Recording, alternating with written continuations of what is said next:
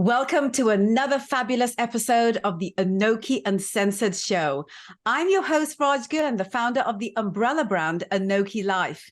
You guys know that I hop in every now and again to host a show when I'm really excited about a guest or a theme that we're going to be talking about.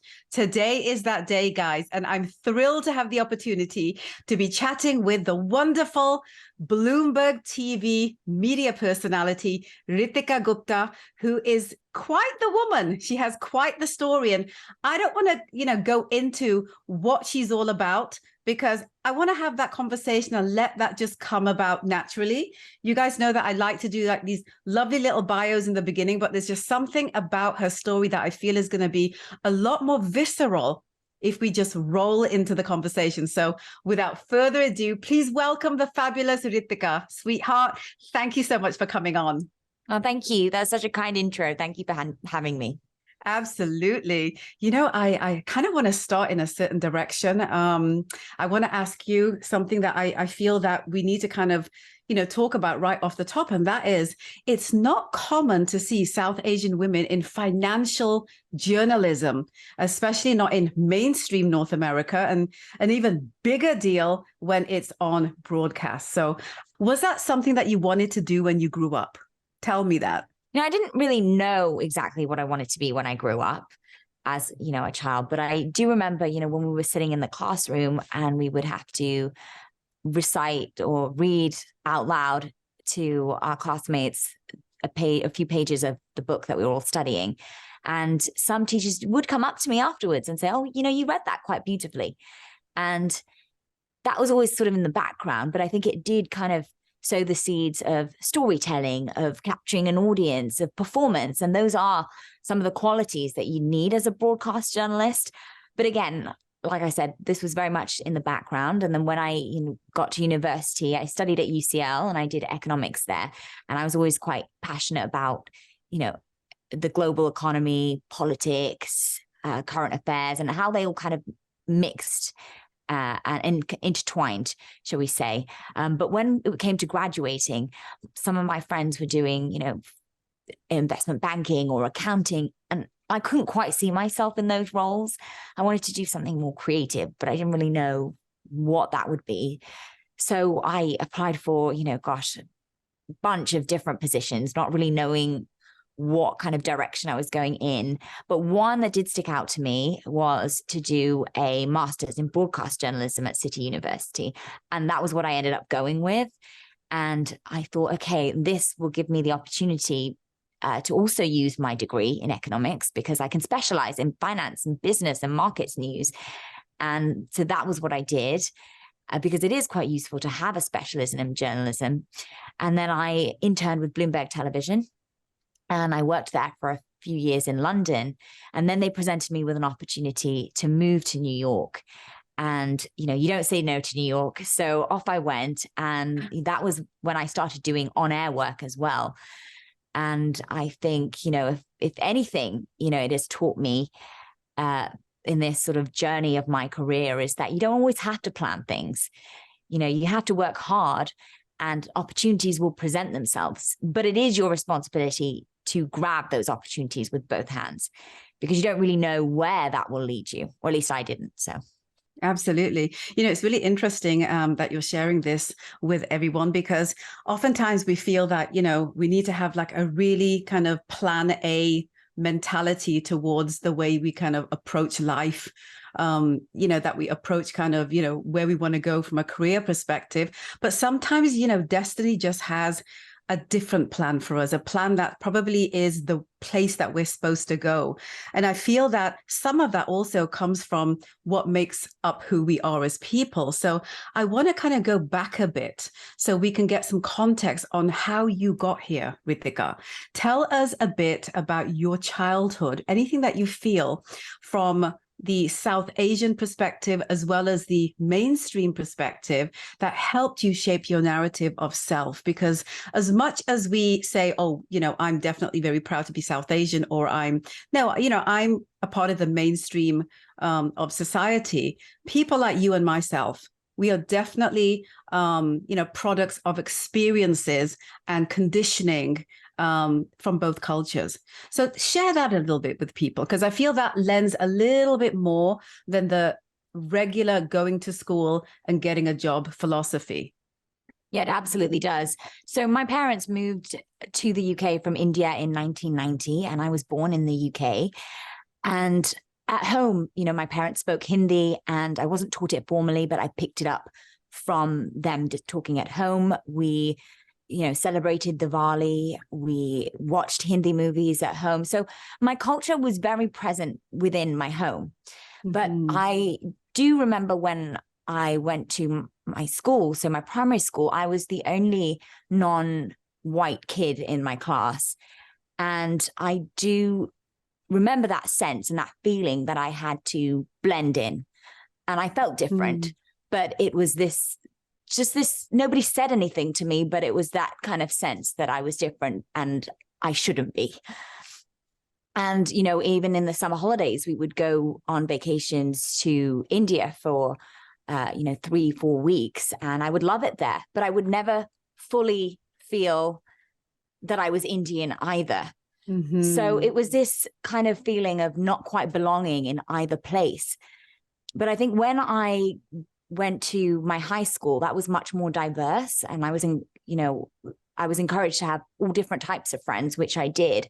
And I think at that time, there was also started to be a bit more awareness about other cultures and a bit more maybe appreciation. And that was when I started to feel, you know, that I could share my culture and with my friends, and I could talk about things and teach them things. And I think that was when I started to realize that, you know, I didn't have to be one or the other. You know, I was a British Indian. I could be both. And that's when I started to really feel my, you know, authentic self. Absolutely. You know, I want to ask you this: as children of immigrants, we often lean to the side of our parents' value system, especially in our formative days. I want to ask you, there's this whole idea behind being a product of the culture from the perspective of our parents' eyesight, right? There's this whole idea behind that. How did your parents' beliefs factor into how you identify as a person? And has that changed over the years to where you are today? So when my parents moved over to the UK, they had trained as doctors in India. But when they started back in the UK, they essentially had to retrain. They had to kind of start from scratch. And so they had talked about, you know, certain challenges that they had. And, you know, they also had to raise me and my sister. So they had a family to raise. We're doing exams and kind of felt like they were behind almost. And I think that instilled into me this work ethic, and that, you know, you can do it all. And, you know, you will get challenges, but you just kind of have to keep your head down and keep going. And I think that was what I saw at a young age. And I also remember, you know, I'd come back from school and a lot of the kids would be outside playing, you know, on the street. And my dad would call me in and say, okay, Ritika, you need to study, you need to do some sums, and you need to do some maths. So he would sit with me after his day at work and make me study. And I remember at the time thinking, gosh, this feels like punishment. All my friends are playing outside and I have to study. But I think it was that kind of a mentality that was drilled into me at a young age, that you have to work hard and that's how you achieve. And I think over the years, so when I was, you know, in high school, I think, you know, I was quite a conscientious student, and my parents did see that. So they'd start saying, oh, relax, you work too hard. But I think over time, I also learned that, you know, in life, you have to have balance. So you work hard, but you also need to play hard. You also need to make time for your family. You need to make time for your friends. You need to make time to pick up hobbies. And it's all of these things that shape you as a person and define you. And have you found that you've been able to do that, like this balancing of all versions of who we are as people? I think that's something very important, and it's a conscious choice that you have to make. You have to make time for the important people in your life, or if you want to pick up a hobby, or if there's something that you want to do. Work is one aspect of your life, but, you know, I think you have to learn to be able to kind of time management and prioritize and be able to balance everything, because that makes you, you know, a whole individual. Absolutely. So what does it mean to you, Ritika, as a South Asian to be in the position that you are today? Like, what does that mean to you, perhaps personally, considering the narrative that you've just kind of discussed with us, and perhaps the perspective of other people telling you how they feel about you being in this position?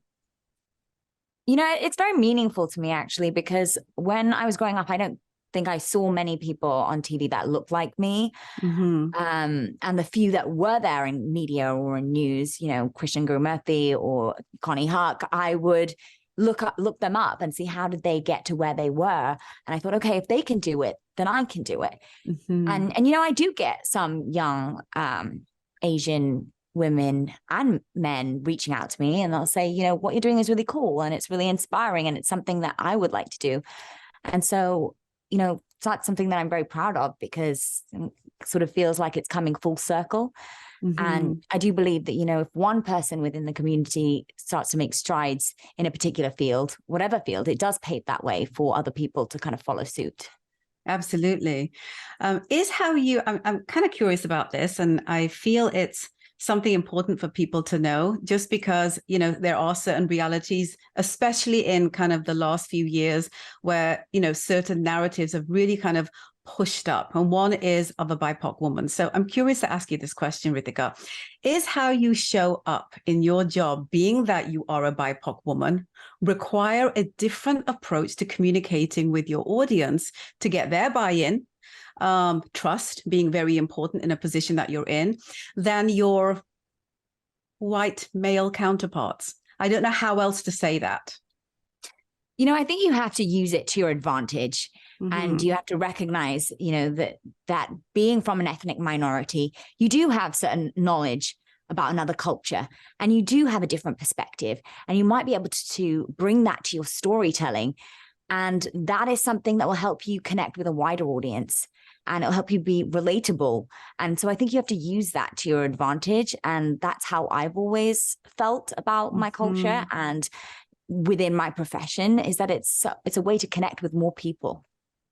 Absolutely. So I want to ask you, you know, just for all those girls out there, you know, that look at people like yourself, look at people, you know, like us as women, as BIPOC women, what insights can you share with them on the skills they would need on how to be able to step into any job as a minority, so that they can, you know, really set themselves up to win?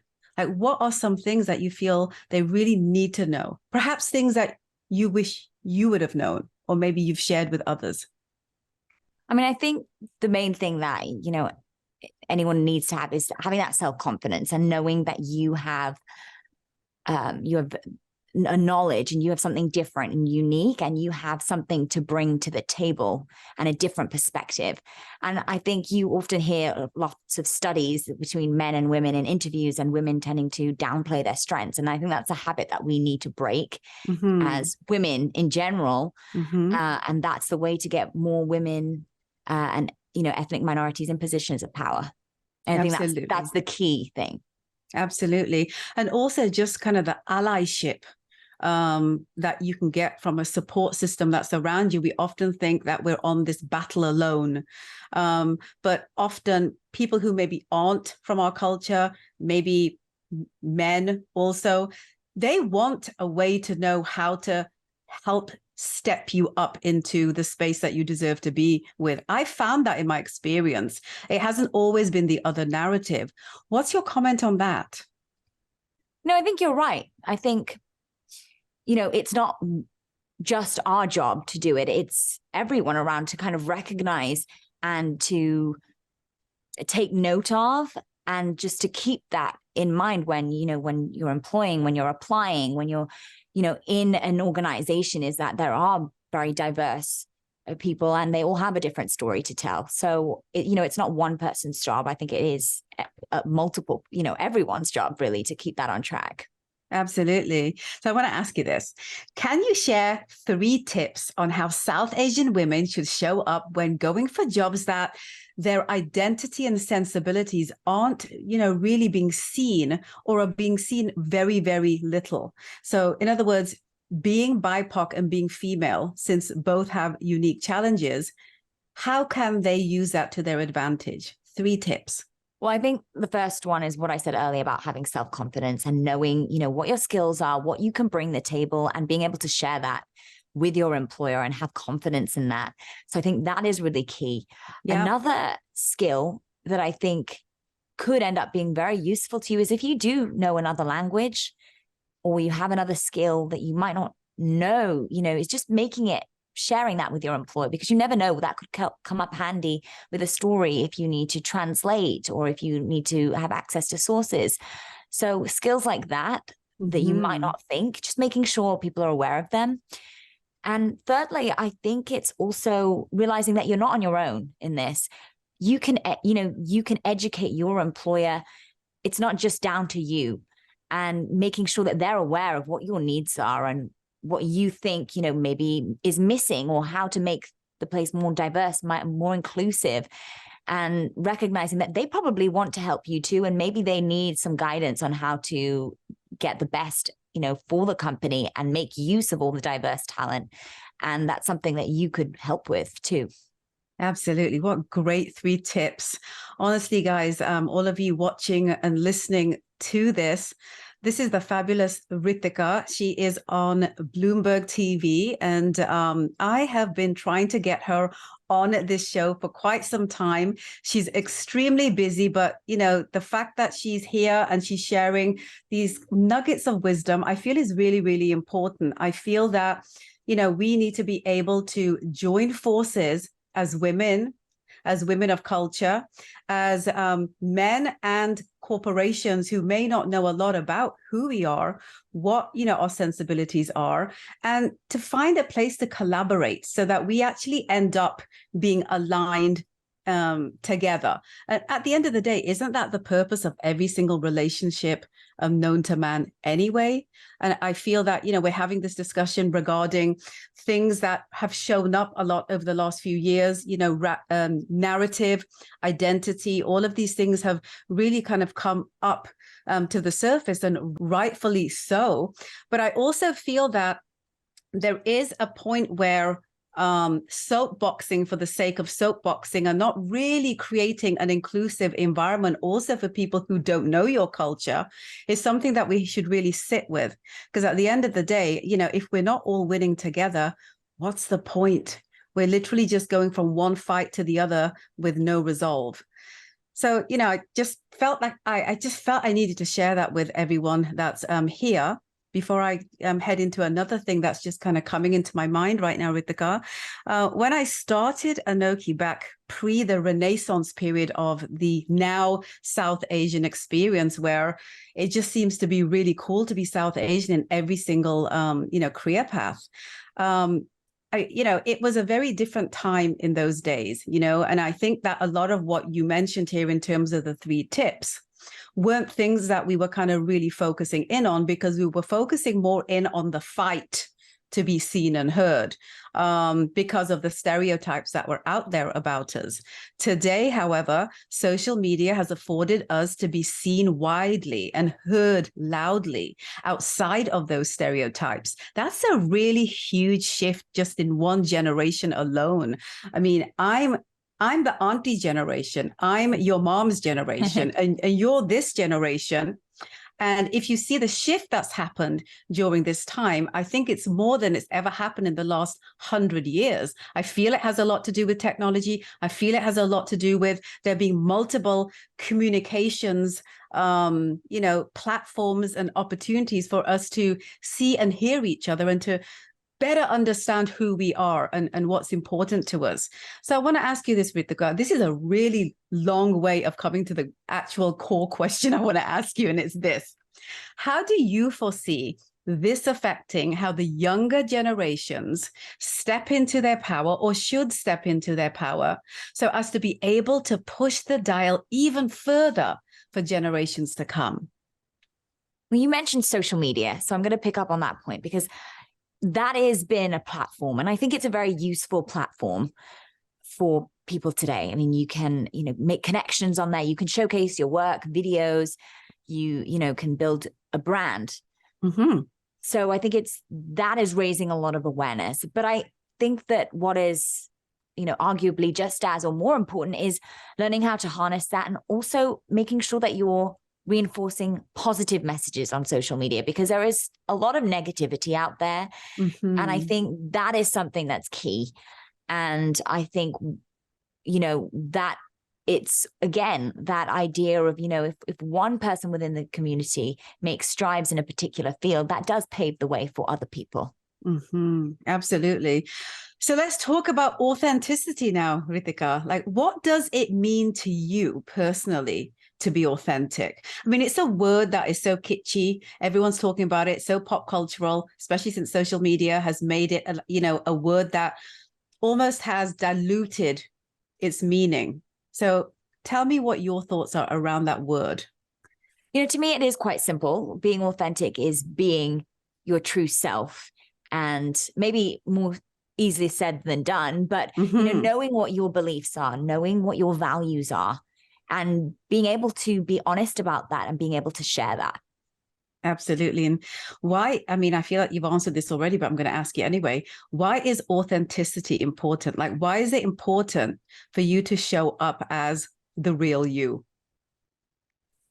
Well, I think it's important, in general, for forging relationships, because you will be more genuine if you are being yourself, and you'll be more trustworthy. I think in terms of within the broadcast journalism profession, I think being authentic is what makes you connect with an audience, and they will find you more relatable, and you'll be, much better on air, I think. And, it's funny because they say when you're training as a journalist, they often give you this exercise to when you're about to do a hit. So just practice talking about the subject as if you were in a pub with a friend, and just break it down, layman terms, and just, explain it like that.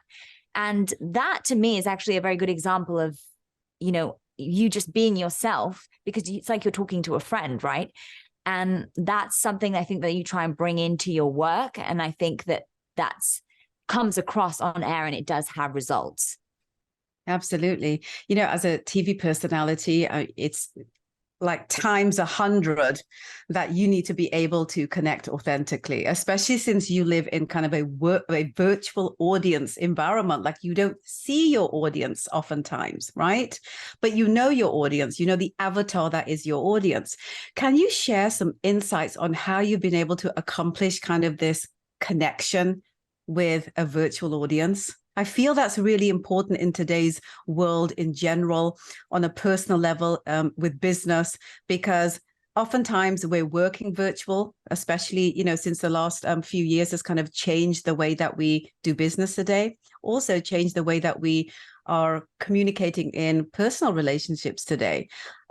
With you, it's even more important because you're sharing information with people. So people need to feel comfortable and confident that they can trust that what you're saying is real. So share that, because it's very amplified for someone in your position.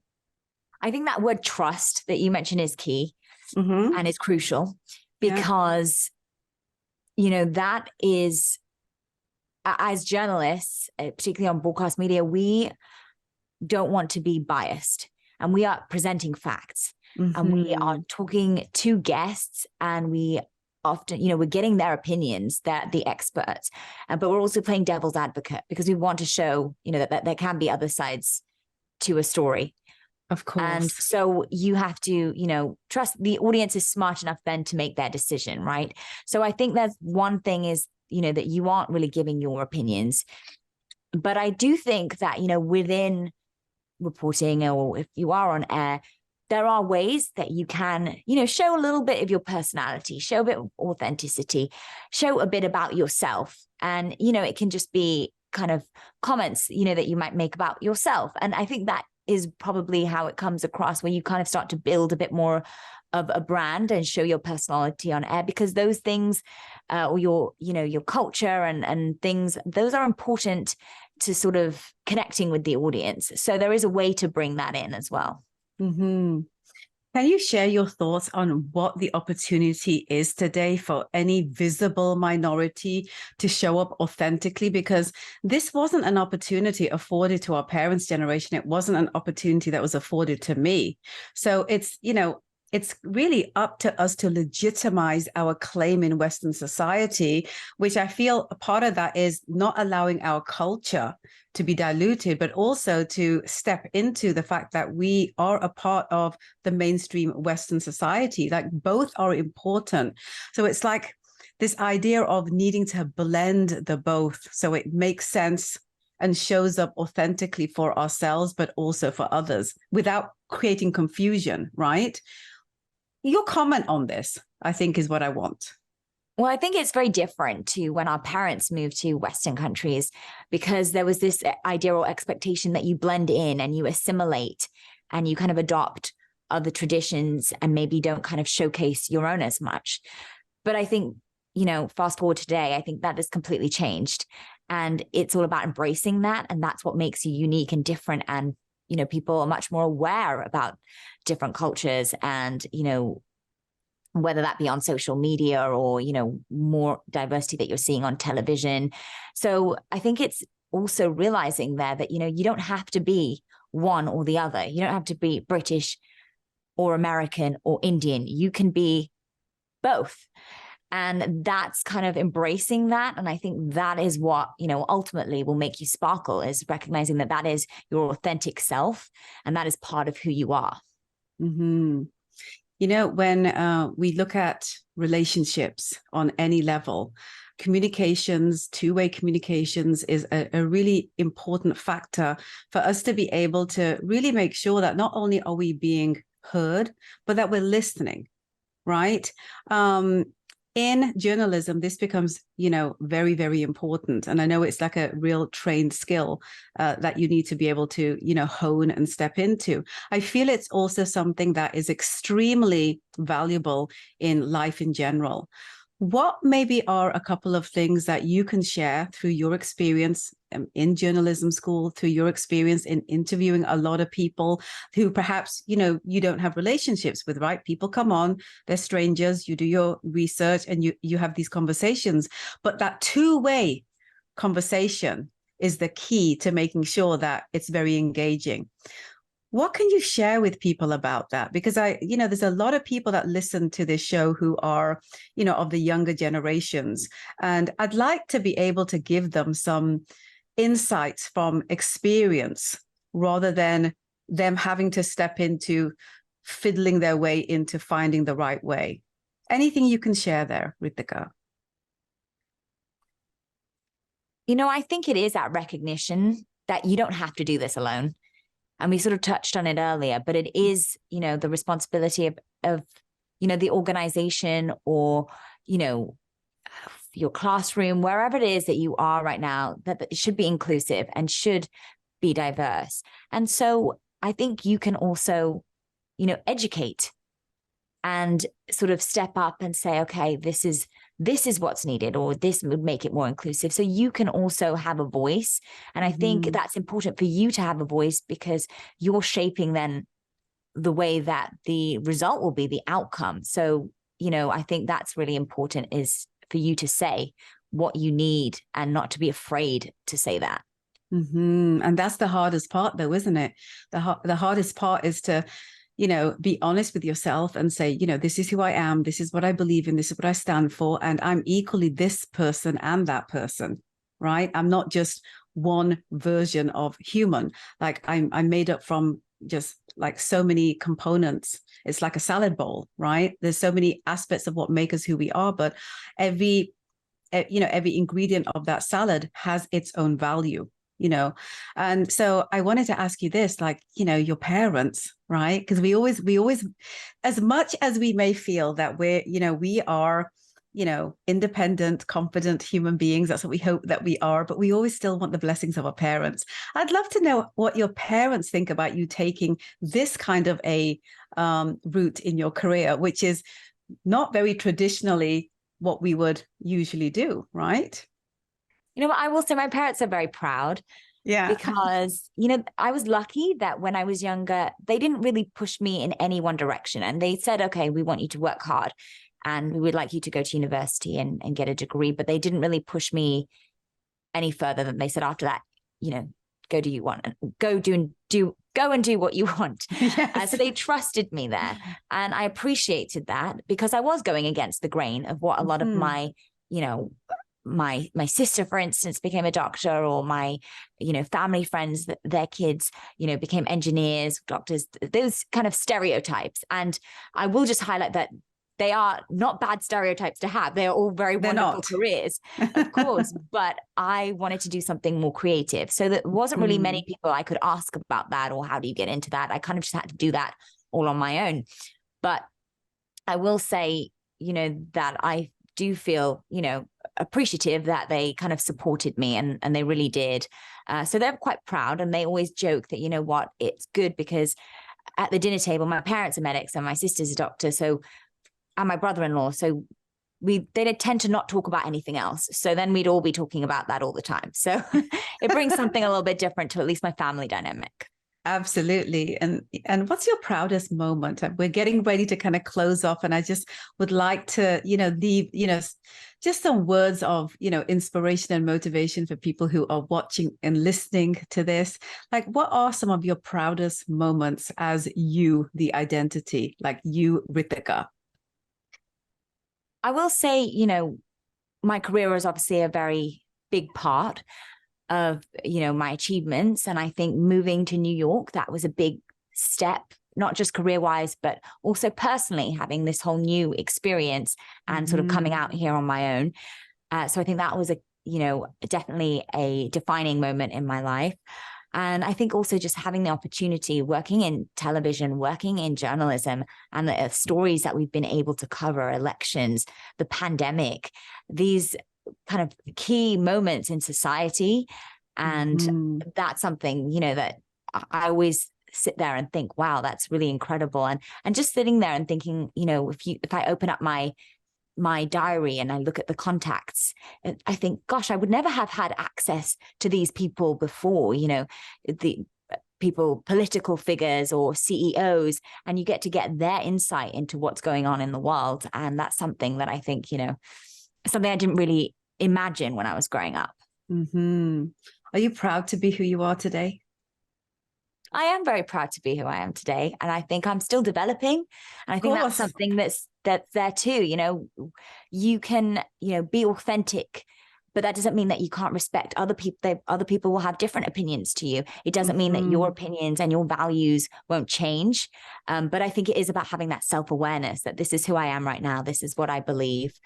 These are my values. Absolutely. And just to close off, my darling, I want to ask you this. What's the opportunity that you're seeing with kind of this Renaissance period that we're experiencing as South Asians, where there's such a diversity in the things that we do and that we believe in, the avatars that we are today? We never, we would have never known that we could be so much more than, what we thought we could be. Like, what do you feel is the opportunity for South Asians today in mainstream? I think the opportunities are endless, really. When I talk to people, I've met so many people doing professions that I probably hadn't even heard of when I was growing up. I didn't know that was something you could be when you were older. And I've met, South Asians here, entrepreneurs who are in media, who, and also doing professions like medicine and engineering, that too. And I think it just shows that, there are, multiple talents, and you don't have to feel like, okay, you have to take the safe route all the time. You can explore, you can have passions. Your passions can be your career as well. It doesn't just have to be a side hobby, which is, I think, how many, South Asians I can speak for may have felt growing up, that, if they had a passion, be it dance or something, that was something that they had to do on the side. It wasn't something that they could have their career on, but now you can, and you see it all on social media, as we were talking about, and it's pretty incredible to see. I definitely feel like I have met, again, people with professions that I didn't even know existed. Absolutely. And, where that will take us in the future is actually such an exciting, possibility. I want to ask you just one more question, and that is that, who would be a role model for you? Like when you were younger, who did you look up to and why? And has that role model changed? And if so, why? Really have to think about that one. Mm-hmm. Is there anyone that you looked at and felt, I would really like to be like that person? I mean, I will say that when I was younger, Mm-hmm. you know, I did look at Connie Huck from, Repeater, because she was sort of the first South Asian woman that I had seen on TV. Mm-hmm. And I do remember thinking, wow, she's so smart. And, she's, all of my friends like her, she's relating to everybody. And, how can I be like her? Mm-hmm. So I think that was actually probably the first South Asian on TV really that I remember growing up. And I do remember looking at her and thinking that, that's definitely somebody who's got some great qualities. And do you think she'd be proud of you today? I think she'd be proud of many of South Asians who are now in media and television and doing all sorts of things. So yes, I mean, I think when it was, like I said, there was a few like Christian Guru Murthy, those journalists when I was younger. And then now it feels like there's just so many more of us in these professions that just weren't there when I was growing up. Absolutely. And that's the opportunity, folks, that we actually today, our time has arrived. I mean, the age of South Asians really is out there now for us to go and, step into it together. And I feel that that's why we have so quickly in one generation kind of expanded to the, mainstream diverse industry growth that we have, is because we really have supported each other along that journey. Are there any final words that you have for everyone out there, Ritika? Maybe to, what would your younger, this is the question I want to close out with. What do you feel that your younger self would have wanted to know that you know today that could have perhaps allowed the journey to have been a bit quicker, a bit smoother? I think there's a few things. I think, first of all, is just embracing yourself as you are and, using that to your advantage. And that is really what makes you shine, is how we are all different. I think secondly is also just realizing that you don't always have to stick to a plan, and recognizing that careers are long, they're versatile. The path is not always straight. And, you have to just trust that. You've got to work hard and trust that, because, and like I said at the beginning, you don't know where you're going to end up. I certainly didn't. And I think it's just kind of trusting in that process and being open. Absolutely, sweetheart. What a pleasure you are. Thank you so much for taking time out and spending these last few minutes with me. I know that there's just a lot for people to glean from our conversation, and I'd love to have you come back on and for us to talk about something else that just kind of really resonates, with the both of us. Do come back on, and thank you so much for just coming on and allowing our audience to get to know you. Thank you. Thank you. I'd love to come back on again, and thank you for having me. Absolutely.